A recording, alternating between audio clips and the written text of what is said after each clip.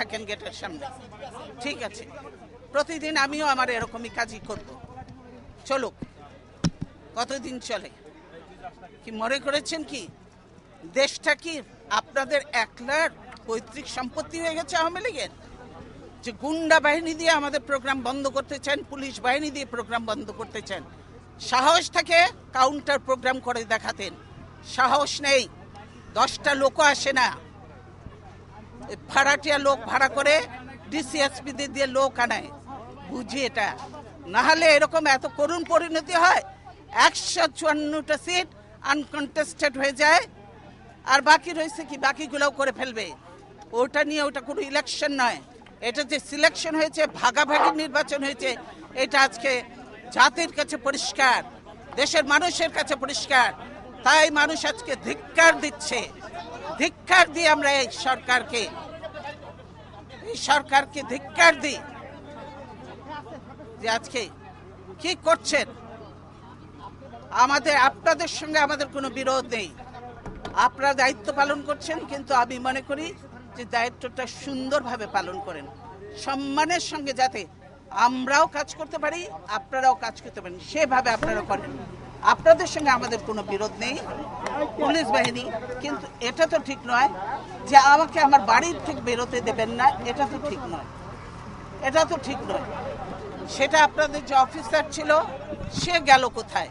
তার সাথেই তো আমি কথা বলতে চেয়েছি, কেন আমার পথ আটকিয়েছে, কিন্তু সে কোথায়, কেন সে আসছেন এখন সামনে? এতক্ষণ তো অনেক কথা বললেন, আপনি কি এখন মুখটা বন্ধ কেন? এই যে মহিলা, আপনার মুখটা এখন বন্ধ কেন বলেন তো? কি বলছিলেন এতক্ষণ ধরে? মুখটা বন্ধ কেন এখন? দেশ কোথায়? গোপালী,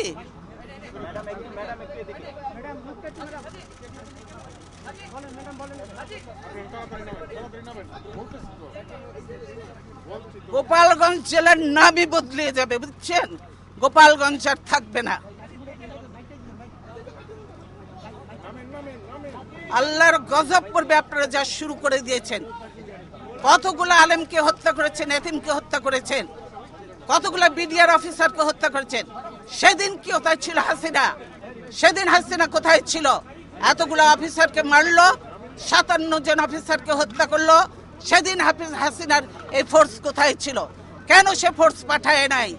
আসলে সে নিজেই জড়িত ছিল এই হত্যাকাণ্ডের সঙ্গে। সেজন্যই আজকে তো এমন অনেক আননোন চেহারা দেখা যায় যাদেরকে চেনা যায় না যে তারা আসলেই বাংলাদেশি কিনা।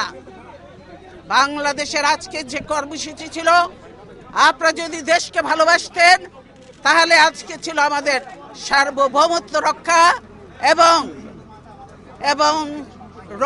Democracy for road March, democracy for March ছিল আমাদের কর্মসূচি। তো গণতন্ত্র চাবেন না, দেশ রক্ষা করতেও চাবেন না, গোলামি করবেন, দালালি করবেন। এই গোলামি তো রাখবে না। লিন্দুব দর্জির ইতিহাসটা পড়ে দেখেন, সেও কিন্তু টেকে নাই বেশি দিন, তাকেও বিদায় নিয়েছে এত দালালি করে, দেশ বিক্রি করে।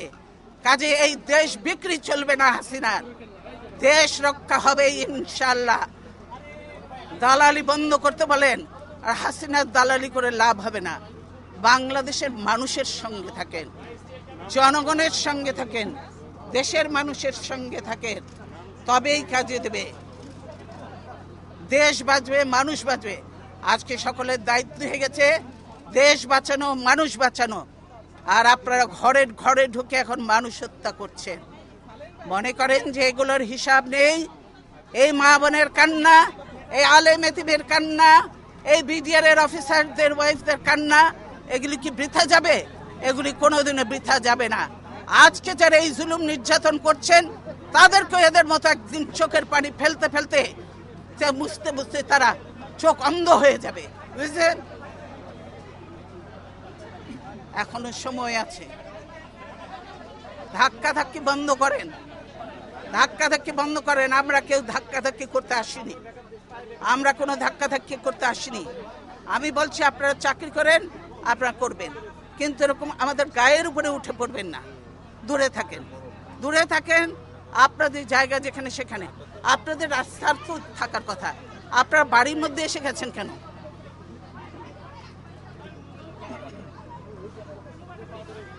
কি আপনাদের মেয়েরা তো ঝগড়া করে কেন? হ্যাঁ মেয়েরা চুপ করো। কয়দিনের চাকরি হয়েছে যে এত কথা বলো?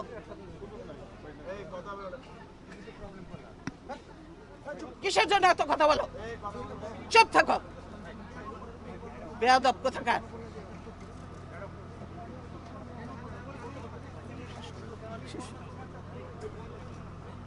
আপনার অফিসার কোথায় গেল? আসলো না? তাকে বলবেন আমার সঙ্গে দেখা করতে, আমি তার সঙ্গে কথা বলতে চাই। বুঝেছেন কি বোঝেননি কথাটা? এইটা